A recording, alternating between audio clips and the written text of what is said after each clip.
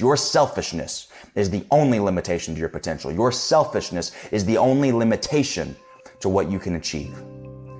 You were born with unlimited capacity to do whatever you want to do, to have whatever you want to have, to be whoever you want to be, but only when you lose the selfishness, only when you begin to bring other people into the picture, because you might be willing to let yourself down.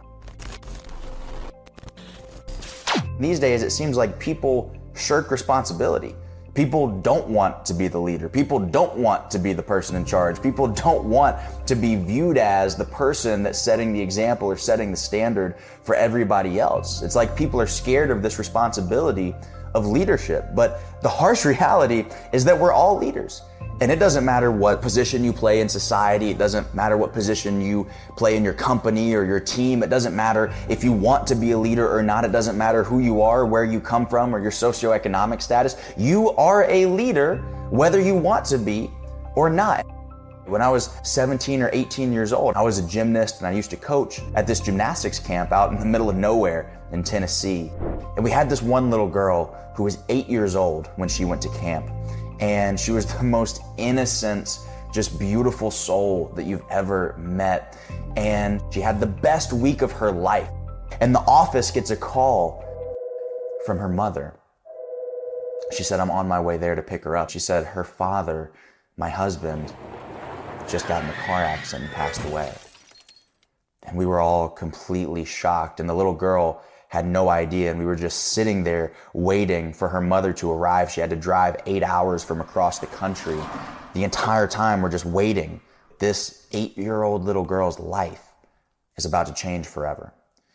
And I was instantly hit with this burning question in my heart. And I said, I wonder if that little girl watched me do anything this week that might help her even 1% get through what she's about to go through.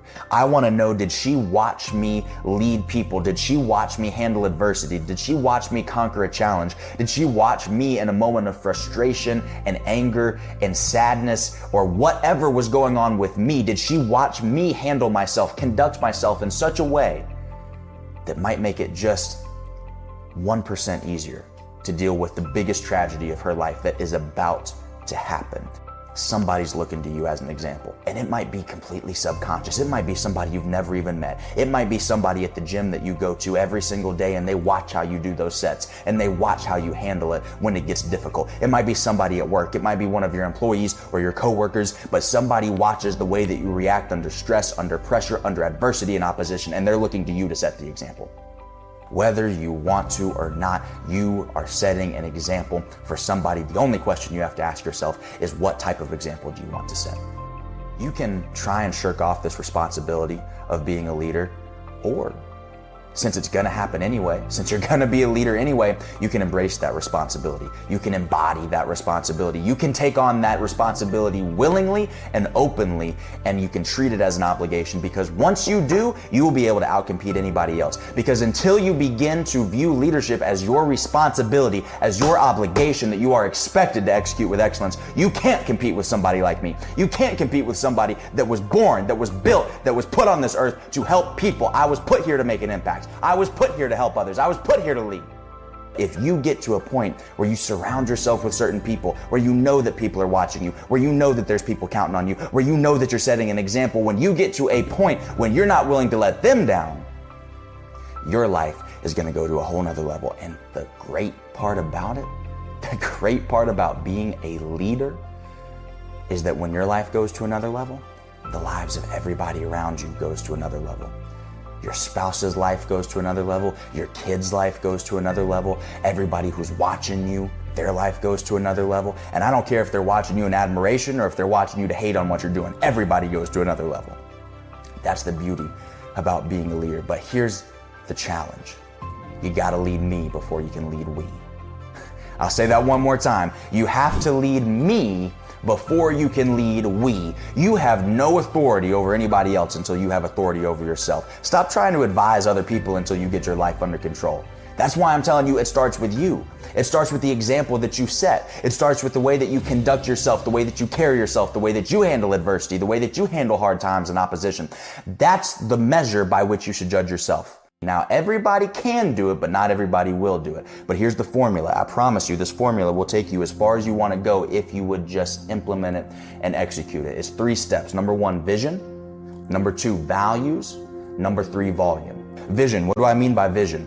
If you go to your car right now, like literally right now, go to your car, sit down, and open up your GPS. It will give you an exact coordinate of where you are right now.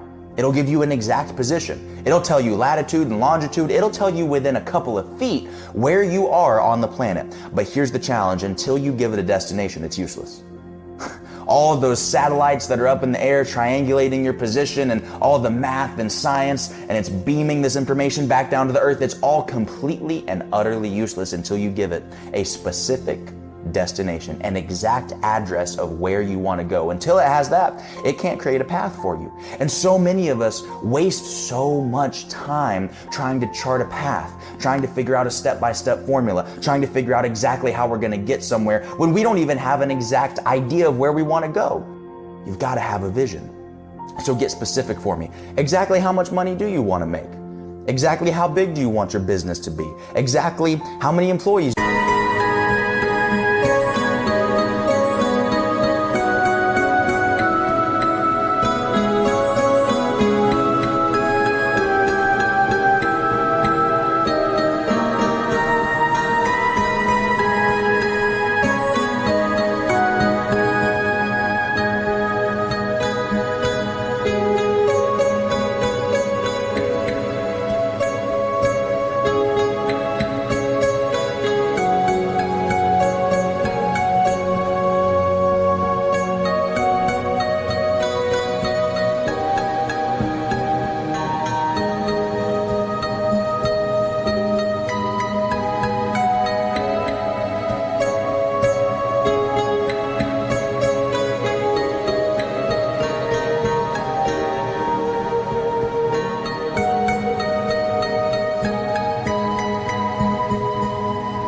Want to have? What kind of house do you want to live in? What kind of car do you want to drive? What kind of vacations do you want to take? What kind of hobbies do you want to develop? What kind of fitness do you want to have? What kind of health do you want to have? What do you want to look back at you when you look into the mirror? Who do you want to be? Who do you want to become? What kind of life do you want to live? You've got to get specific, because until you have a vision, you will never be able to chart a path to achieve that vision. We're never going to hit a target that we aren't aiming for.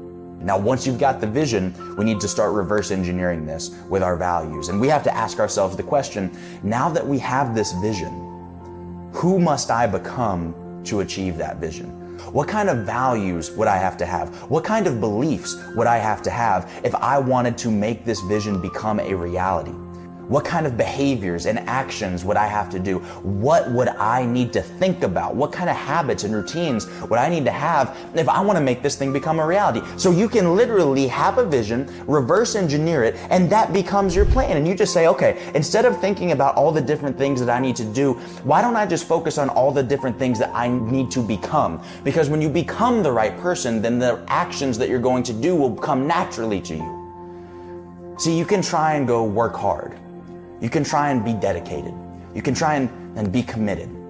You can try and do the things that in your mind you associate with those behaviors, with those types of people. But when you simply become that person, when you become the person that is capable and willing and deserving of getting those outcomes that you want, then the outcomes come naturally. You don't have to think too much about the how, because you understood the what and you became the who. The how will take care of itself.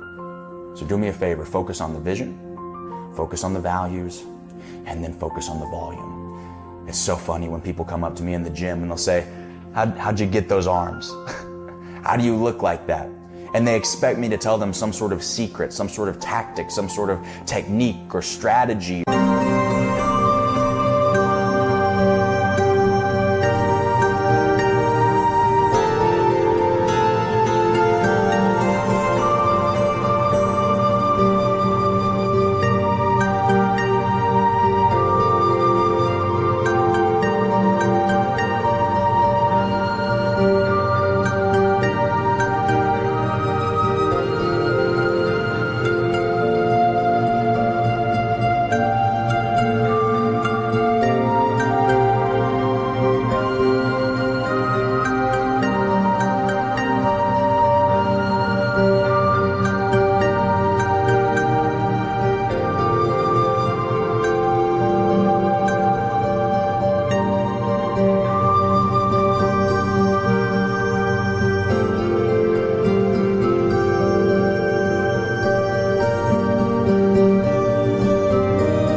training method that they've never heard of, or some supplementation routine that is going to change their life. And I tell them, I did the exact same thing for 15 years straight. I worked out every single day for 15 years straight, for a decade and a half. That's how I did this, as I was consistent. It was effort over time. It was work ethic times consistency. That's the formula for success.